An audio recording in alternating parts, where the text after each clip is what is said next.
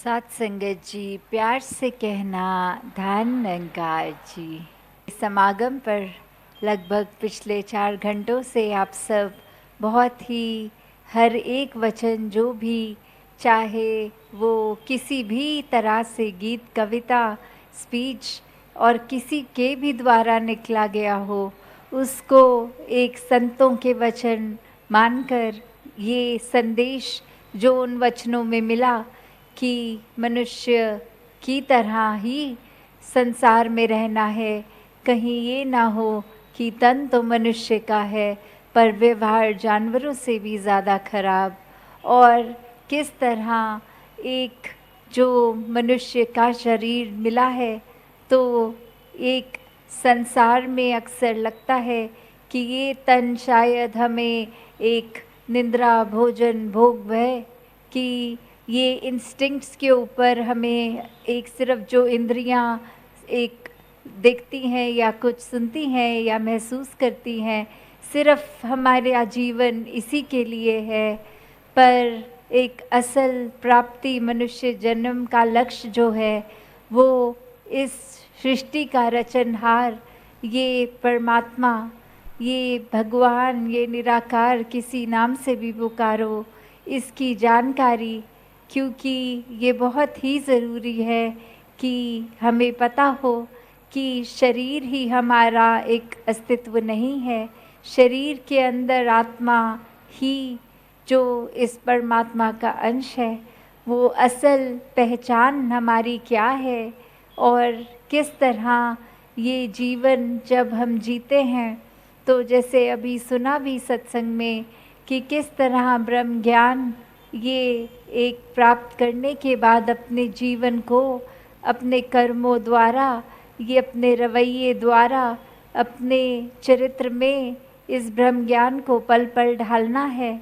और उसी के बाद ये जीवन जिया गया एक मुबारक जीवन बनता है। ये जीवन भक्ति के ऊपर, विश्वास के ऊपर टिकता हुआ एक मोक्ष की ओर जाता है। तो किस तरह एक बात होती है कि इंसान सोचता है कि जीवन जीते जीते के बाद एक स्वर्ग या नर्क मिलेगा, पर बात तो ये है कि जीवन जीते जी स्वर्ग और नर्क मिलता है। क्योंकि अगर हम उदाहरण भी देखें कि अगर हमारे हाथ पे चोट लगी तो उसका दर्द हमारे को उसी समय हो जाता है, उसी पल में पता लगता है। आग की आंच पे हाथ लगता है तो वो गर्म शरीर, ये हाथ पे एक उसी समय एक उसका पता चल जाता है, तापमान बहुत ज़्यादा गर्म है आग का। कैसे एक एक पल में हम खुद ही चुनाव कर सकते हैं अपने व्यवहार द्वारा, अपनी सोच द्वारा, अपने कर्म द्वारा, कि हम अपने लिए स्वर्ग बना रहे हैं कि नर्क बना रहे हैं। और बात वही कि जो संतों की वाणी पे चलते हैं, जिन्होंने ये समझ लिया कि ये ज़िंदगी में ये एक धन होना, एक अन्य माया रूप, ये एक सिर्फ गुजरान के लिए ही है। ये घर की छत होना सिर्फ इसलिए कि हवा बारिश से एक आराम रहे, एक पैसा उतना होना कि अपने लिए एक कंफर्टेबल लिविंग हो, बाकी पूरे संसार के लिए एक सेवा में ये अर्पित हो। भक्त हमेशा जानते हैं कि हर किसी वस्तु जो ये परमात्मा द्वारा दी गई है, इसका सदुपयोग कैसे करना है, और किस तरह जब इसको एक अच्छी तरफ लगाते हैं, चाहे वो हमारे सोच हम अच्छी तरफ लगाएं, चाहे धन दौलत, चाहे कोई भी चीज़, एक शरीर का बल, तो ही एक उसका अच्छा एक इस्तेमाल होता है, वरना तो ये जीवन व्यर्थ ही चला गया। और फिर एक संसार के इतने प्रलोभन और उनकी ओर ही हम चलते रहे, अपने असली मकसद इस प्रभु परमात्मा को जाना नहीं, तो फिर निश्चित ही है कि ये जब आंखें बंद हो जाएंगी, मौत आएगी, तो फिर इसका जब पहचान नहीं होगी, तो इस आत्मा ने बंधनों में जाना है, भटकना है, तो जीते जी ही ये मुक्ति प्राप्त करनी अनिवार्य है। और ये सिर्फ और सिर्फ ब्रह्म ज्ञान से ही प्राप्त होती है कि ये सच्चाई जो शुरू से थी अंत तक रहनी है, इसका कोई अंत ही नहीं होना। ये जैसे ग्रंथों में पढ़ते हैं कि ना इसको अग्नि जला सकती है, ना शस्त्र काट सकता है इत्यादि, जो भी हम परिभाषा अपने धर्म ग्रंथ से जोड़ लें, ये एक उस परिभाषा को साक्षात ब्रह्म ज्ञान करने वाला, इस ईश्वर, इस सच को एक हमारे रूबरू हर समय हमारे अंग संग प्रकट रखने वाला। तो ये निराकार जब हर समय हमारे एहसास में है तो ही एक असली भक्ति हो रही है। और इस निरंकार को ब्रह्म ज्ञान के बाद याद कैसे रखना है, वो एक सबसे सुलभ तरीका सेवा सिमरन सत्संग का, जिससे हम अपने शरीर का, हमारी संसारिक जो भी उपलब्धियां हैं, कोई धन दौलत है या कोई एक अच्छी तरीके से हम किसी भी तरह जहाँ निवास करते हो या पहचान में कोई हो, किस तरह हर चीज़ का हम एक अपने निस्वार्थ होकर पूरे संसार की भलाई के लिए अर्पित कर दें उस सेवा में। और सत्संग में आएं, किस तरह एक अपने लिए जहाँ अच्छे वचनों को सुनकर दिल में बसा के, कर्मों में लगा के उन पर जीते जाएं, और मन एक सिमरन की लगन में हमेशा सिमरन करता कि ये परमात्मा का एहसास जब मन में है तो सिमरन अपने आप होता है। तो कैसे भक्तों को पता है कि ये जो गुजरान मात्र कुछ वस्तुएं संसार में अगर हम आते हैं, हमारे एक कर्तव्य बन जाते हैं परिवार का पालन पोषण करना, एक काम काज करना, समाज पे बोझ नहीं बनना, तो वो एक वस्तुएं किस तरह पता है कि लालच की ओर नहीं जाना, सिर्फ और सिर्फ अपनी परमात्मा द्वारा दी गए, चाहे वो उपलब्धियां हो, चाहे वो पदवी हो, जो भी तरह से तरक्की, वो तभी मुबारक होती है जब उससे किसी और का और अपना नुकसान न किया जाए। अक्सर हम ये भी सोच लेते हैं कि हम अगर किसी के बारे में कुछ गलत सोच रख रहे हैं तो वो सोच हमारे अंदर ही है, इससे हम किसी दूसरे का नुकसान नहीं कर रहे। पर अगर हम उस बात को और गहराई में देखें कि हम भले ही वो जो सोच में एक बुरे बात किसी के लिए अपनी जीभ से नहीं बुलाकर उसको कह रहे, पर वो सोच आनी, हमारे अंदर की तड़प एक हो जानी, एक परेशानी हमारे अंदर ही आ जानी। सबसे पहले तो ये नकारात्मक सोच हमारा ही नुकसान करेगी, दूसरे का तो बाद में करेगी। हम ही अगर ऐसी सोच को अपने अंदर बार बार आने देते हैं, उसको दिल में बसाकर, फिर हमारा व्यवहार भी बहुत ही जल्दी उस सोच के ऊपर आधारित कर्म करने लग जाता है। जिस तरह एक जलता कोयला अगर किसी और की तरफ उठा के फेंकेंगे तो पहले तो वो गरम कोयला हमारे हाथ को जलाएगा, फिर वो अंगारा किसी दूसरे पर जा गिरेगा, उसके शरीर को भी पीड़ा होगी। तो इसमें तो भलाई ना अपनी है ना किसी और की। तो संतों ने यही बार बार चेतन किया है, युगों युगों से समझाते आए हैं कि जहाँ अपना भला हो वो भी करना है, अपना एक मुँह उस पे रोशनी आने देनी है ये ब्रह्म ज्ञान की, और वहीं ये रोशनी पूरे संसार के कोने कोने तक भी एक हमारे व्यवहार द्वारा, इस प्रचार के द्वारा पहुँचे। तो कैसे ये इंसान आया और एक बचपन से बड़े होने तक कितनी अलग अलग मान्यताओं को एक धारण कर लिया। जैसे जैसे बड़े होते गए, एक जब बहुत ही छोटा बच्चा, उसको तो कोई एक धारणा नहीं होती, उसके लिए तो कोई भेदभाव नहीं होते,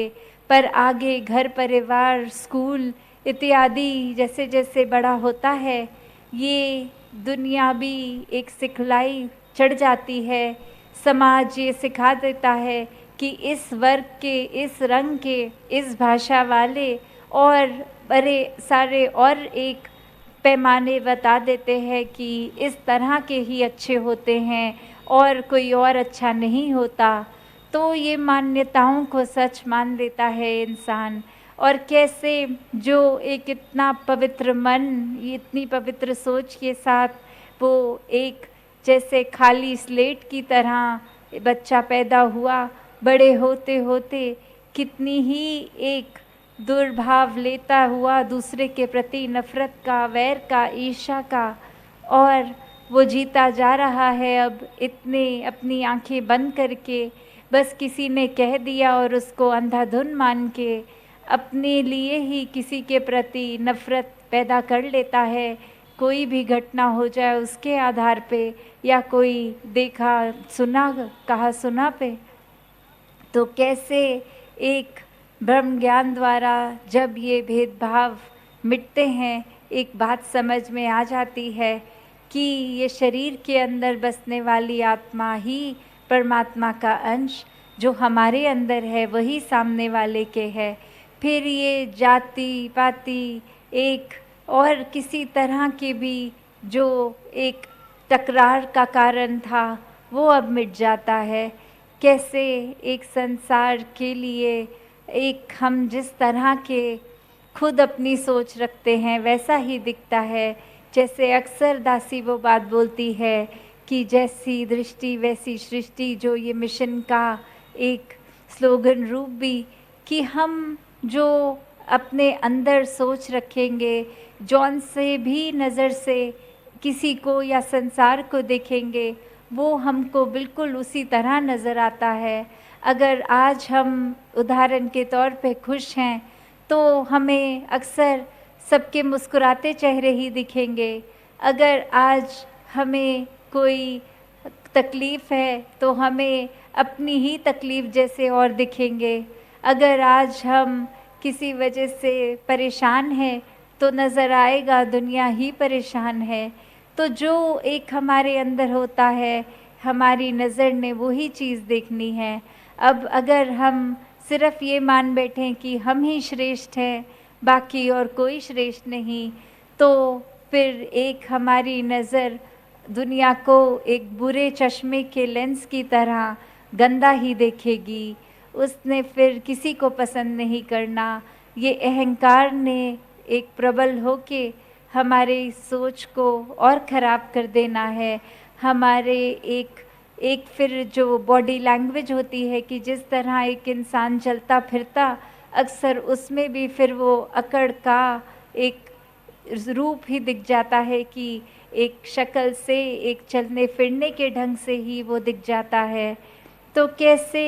हम अपनी सोच को, जहाँ कुछ खराब ख्याल आए तो उसी समय इस निराकार को याद करके कि ये ख्याल जो आया अब ये और ना आए, इसकी बजाय दुनिया में कितनी ही और अच्छी चीज़ें हैं, अच्छी बातें हैं। खुद परमात्मा इससे अच्छा, इससे साफ और कुछ भी नहीं। इसी को जब सोच ले, सिमरन कर ले, तो फिर एक मन में अगर मैल जमा हो भी गई तो वो साफ हो जाती है। कैसे एक हम उसके बाद पहचान लेते हैं कि हम अगर खुद अच्छे होंगे तो एक सामने की हर इंसान में भी अच्छाई होगी। शुरुआत खुद से करनी है, अपने आप का सुधार करना है। कोई अगर हम बेड़ा उठा लें कि मैं, कितने सारे लोग हैं जो गलत काम कर रहे हैं, गलत आदतें हैं उनमें, एक बेड़ा उठा के कि उनका सुधार किया जाए, उससे तो कुछ होने वाला नहीं है। सुधार तभी होगा जब हम अपने ऊपर काम करेंगे, अपनी गलतियों को पहचान कर उनको दूर करेंगे। दासी के जहन में एक कहानी भी ध्यान आ रही है। कैसे एक गुरु जी थे, वो बैठे थे एक गांव में और दो व्यक्ति उनके पास आते हैं और एक ही बात करते हैं, और वो दोनों एक अपने गुरु को यही कह रहे हैं कि हम जिस गांव में रहते थे वहाँ एक व्यक्ति तो कहता है कि उस गांव के अंदर सब बहुत अच्छे, सभी इंसान एक दूसरे का आदर सत्कार प्यार करते हैं, एक बहुत ही सुंदर वो गांव है मेरा। पर अब मैं आपके गांव में आना चाहता हूँ, मैं देखना चाहता हूँ क्या जिस तरह की अच्छाई मेरे गांव में है, जितने प्यारे लोग हैं मेरे गांव में, जितना एक नज़ारा सुंदर है, क्या वो दूसरे गांव में भी है कि नहीं है। तो वो गुरु आगे फरमाते हैं कि हाँ, आप मेरे गांव में आके रह लीजिए, यहाँ भी आपको उतनी ही सुंदरता, एक खुशी मिलेगी, एक अच्छी अच्छी चीज़ें का एहसास होगा, देखने को मिलेगी, लोग भी बहुत अच्छे हैं मेरे गांव के।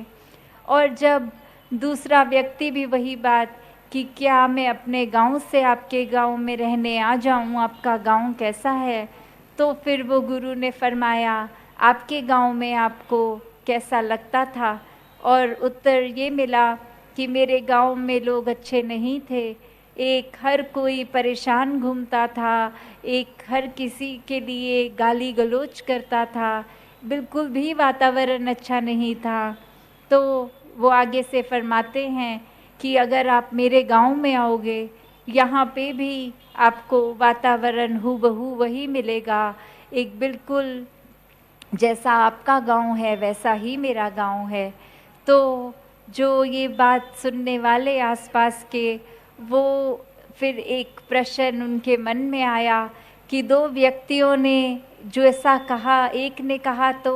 उनका गांव अच्छा, एक ने कहा उनका गांव बुरा, तो दोनों को आपने बोल दिया कि जिस जगह मैं निवास करता हूँ वहाँ भी वही है। तो या तो वो गांव जहाँ गुरु रहते हैं वो अच्छा हो सकता है या बुरा, पर दोनों को उत्तर में उन्होंने कहा बिल्कुल वैसा ही है। तो वो समझाते हुए आगे फरमाते हैं कि बात वही, एक इंसान जो उसके अंदर जो होगा वही आगे वही चीज़ औरों में बांटेगा। अगर खुशी है तो बस वो हर एक की ओर मुस्कुरा देता है और आगे वाला भी एक जवाब में मुस्कुरा देता है। और अगर कोई इंसान अपने मन में एक बहुत ही एक उखड़ा सा व्यवहार लेता है, उसने आगे एक को गाली देनी है और सामने वाले ने और कठोर शब्द उसको बोल देने हैं, तो बात वही, अगर कोई अच्छाई ढूंढते यहाँ आएगा तो उसको अच्छाई मिलेगी, अगर कोई बुराई देखने आएगा तो उसको बुराई मिलेगी। कि कैसे एक बात वही कि जो हम नज़र बदलो नज़ारे बदल जाते हैं, कि अगर हम पहले किसी को एक इस दृष्टि से देख रहे थे कि ये इंसान हमारे मुकाबले का ही नहीं है, हम बहुत श्रेष्ठ हैं, और वहीं ये ब्रह्म ज्ञान की दात प्राप्त होके ये बात समझ में आना कि सभी परमात्मा के बनाए हैं, कोई श्रेष्ठ नहीं, कोई नीचा नहीं, सब एक जैसे, एक ही बाग में जैसे तरह तरह के रंग भी मिलते हैं कि चमन में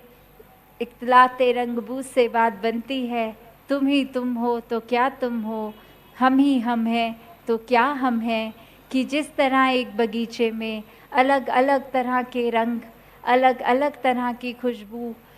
इसी वजह से वो बगीचा सुंदर होता है। वरना तो अगर सब ही मेरे जैसे पूरे संसार में भर जाएंगे तो वो जो अक्सर हम बात एक डाइवर्सिटी की करते हैं कि एक जगह एक जैसी चीज़ बिल्कुल हूबहू होने से ज़्यादा सुंदर एक अलग अलग तरह की चीज़ उसमें होती है तो वो और सुंदर नज़र आती है। उसी प्रकार फिर इस संसार का भी एक हमारे डिफरेंसेस के कारण ही एक सुंदर है। कोई हम अपने देश में भी देख लें तो चाहे कल्चर हर जगह का इतना अलग, संगीत हर एक जगह का इतना अलग, फिर भी कितनी एक डाइवर्सिटी होने के कारण इतनी सुंदरता है।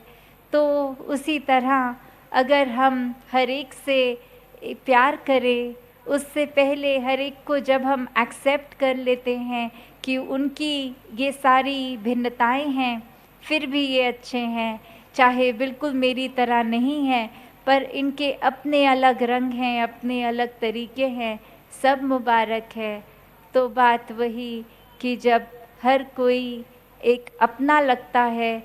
तो ही पूरे संसार से प्यार हो पाएगा। और ये अपनत्व सिर्फ़ और सिर्फ़ ये नज़रिया जब हो कि निरंकार है हर एक में, तो ही आ पाता है। और जब ये ब्रह्म ज्ञान मिल जाता है तो जो एक इंसान चैन से जी गया, उसने ही चैन से मरना है। जो इस अच्छाई में एक जीते जी अपने आप को सुधार गया, तो फिर उसका परलोक सुहेला है। तो फिर बात वही, जो जीते जी सुखी है वही आंख बंद होने के बाद भी सुखी होगा। और अगर चिंता बाद की है तो वो कर्म ब्रह्म ज्ञान लेना जीते जी अभी लेना होगा। तो दासी और समय ना लेकर इन्हीं शब्दों से आज्ञा लेती है। साथ संगत जी, धन निरंकार जी।